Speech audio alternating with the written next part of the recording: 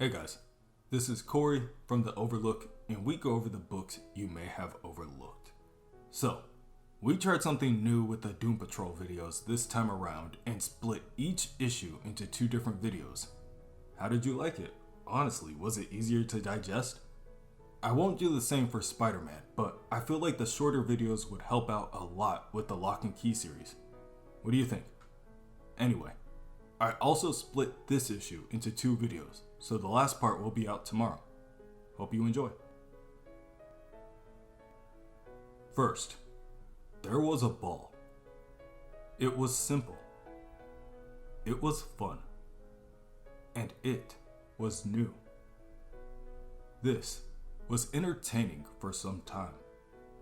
But really, it's just one ball. Then, there was another ball. And this ball was different.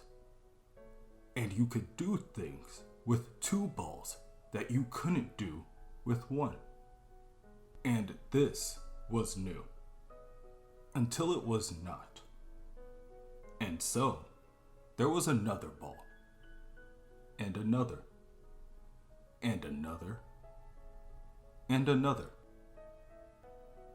And so on. And so on. And so on. Until the balls had been forgotten.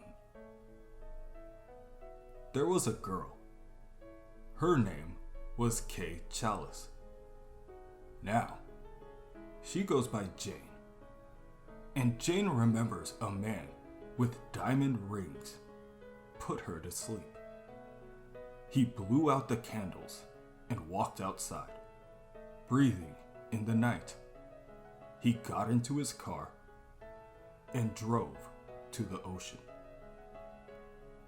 The man walked across the beach to the water where the waves break, and he took a breath. He pointed to the air. He looked to the sky. He waited for the stars to carry him home again.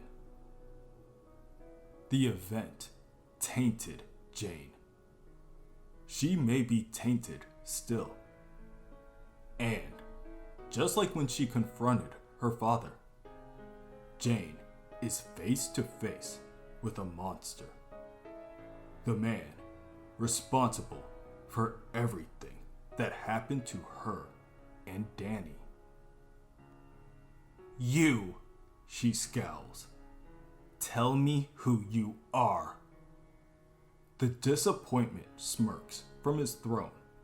I am what comes at the end. I am the disappointment.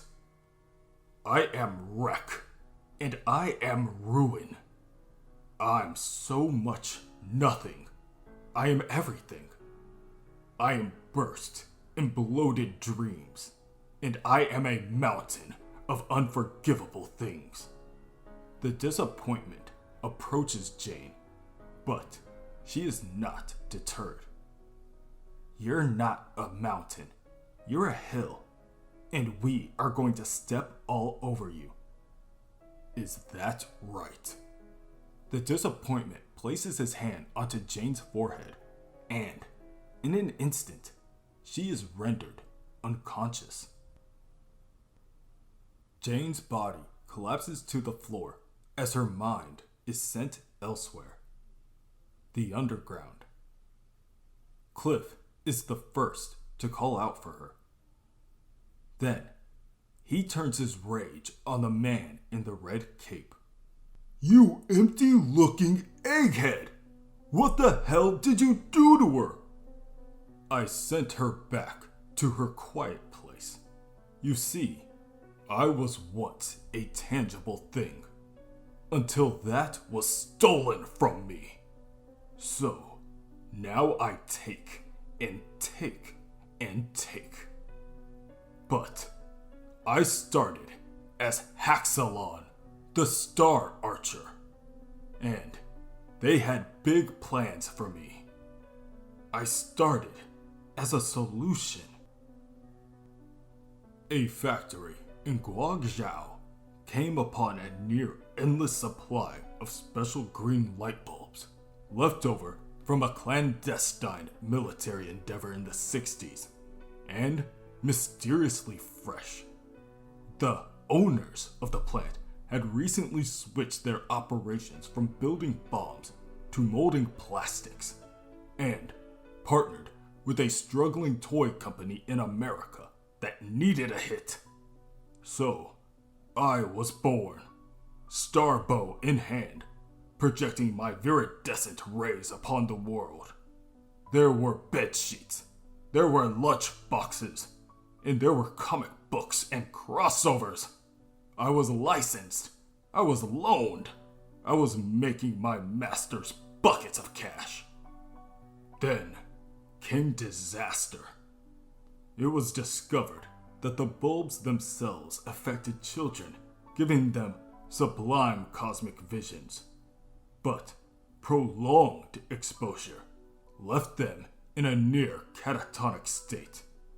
Some never fully recovered. The company was litigated. The factory closed. The comic series was terminated abruptly. I was cancelled. And with that, my identity, my existence, stripped from non-reality. But with that deletion came a freedom from the very laws of existence.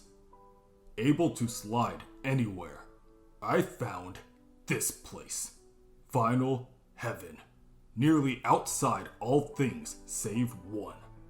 And inside Final Heaven, I found Retcon, an unassuming corporation operated by undying hacks who had access to any reality, who were capable of hijacking fragments from their crystalline state and creating composite new realities, hyper realities, and lording over them, a figurehead they pulled from old four-color adventures, a being made real, the god of superheroes, master of all, real and imaginary, a beacon of hope and omnipotence. And I wanted his job. But he was invincible. Or so I thought. It turns out, Retcon had material on everyone, and I found his weakness. A brick that could think. It was a swing in the dark, but I set out to find that thinking brick.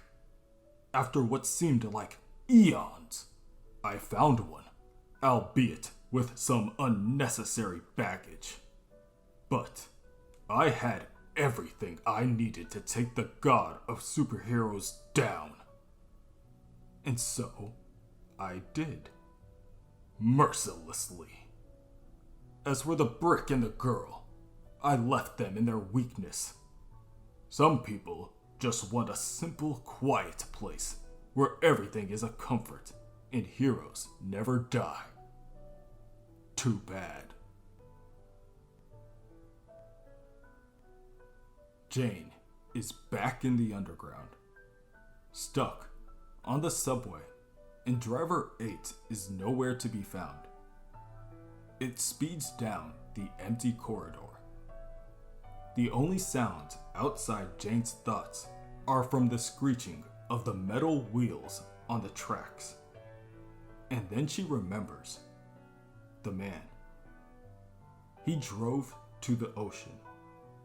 He drove to the ocean and looked at his hand. He looked to the sky. He waited for the stars to carry him home again.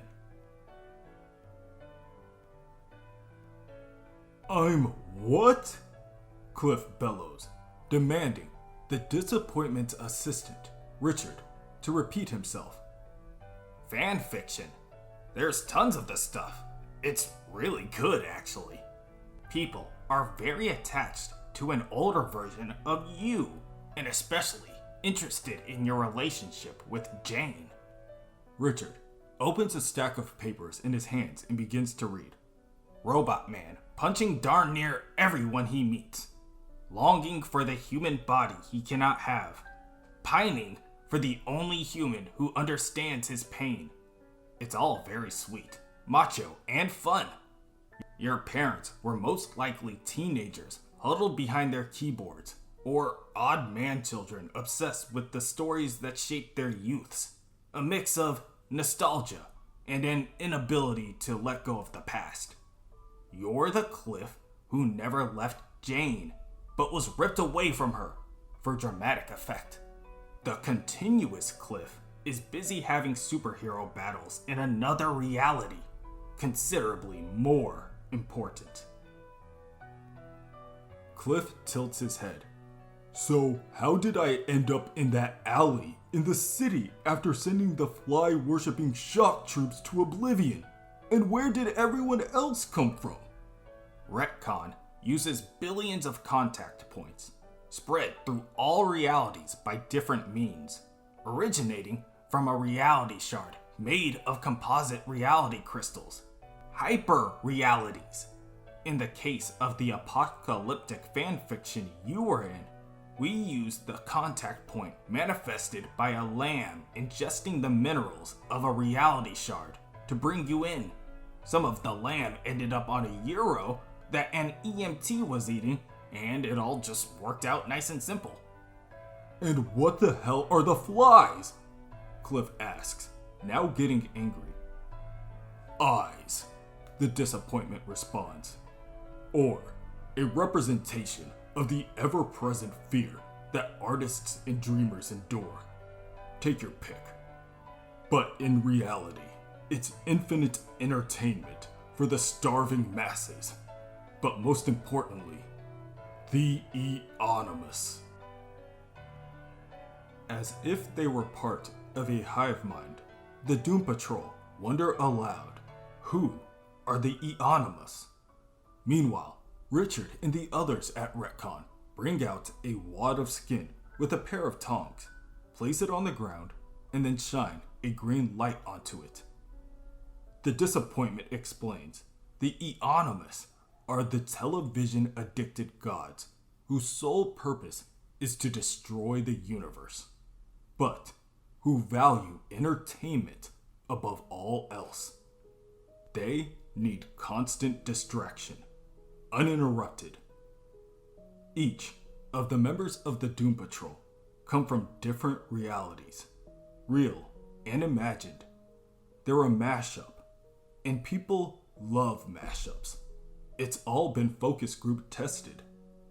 You're a monster who controls people's lives, Casey shouts. We're not a game. The disappointment steps forward. Didn't you have sex with your cat? Yeah, I don't think we need to hear any more out of you. Casey grits her teeth. He's a man-cat, with his own free will, and I can get down with whoever wants to get down. Obviously, which is how we ended up in this mess. The piece of skin, under the care of the green light, bubbles and swells, melding itself into a fully formed adult woman. But not just any woman. The disappointment approaches her. Your reality is a construct. Nothing is real. And if nothing is real, then everything is real. It's all digestible. But I've decided it needs to end. 'Cause I'm tired of shit. And I've been fooling myself for years that I actually matter. That I control anything at all. Really, I'm just a slave. We all are. So, let's kick things off. The disappointment stands to the side so that the Doom Patrol can see his prize. Meet my bride-to-be, Starlene, played by the illustrious and elusive Rita Farr.